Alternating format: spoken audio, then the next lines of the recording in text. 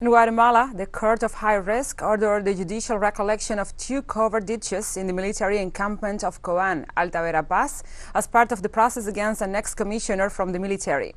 Our correspondent, Santiago Boton, tells us more about it. Families of the genocide victims leave offerings and summon a spirit at the gates of the military headquarters in Coban, Alta Verapaz.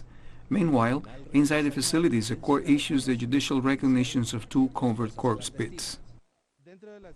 Inside of them, the expert from the Foundation of Forensic Anthropology informed there were 536 people, all with signs of illegal execution: boys, girls, women, men.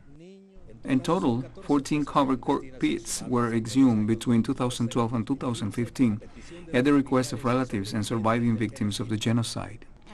My husband's remains were found here in the military sector 21, which is now Creon Paz. In 2016, my husband's remains were identified. He was kidnapped on January 13, 1983.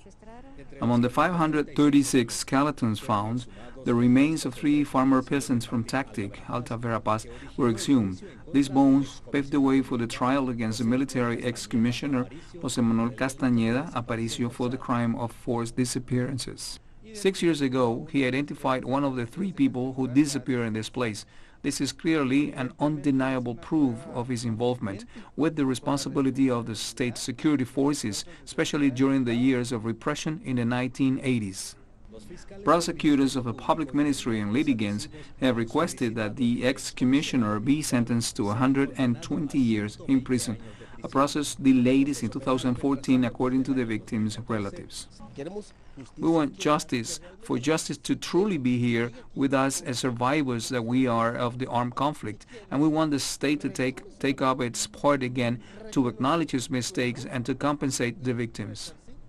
The military, at the moment, forbids the access of several journalists to the site, so they couldn't record the judicial recollection of the corpse pits.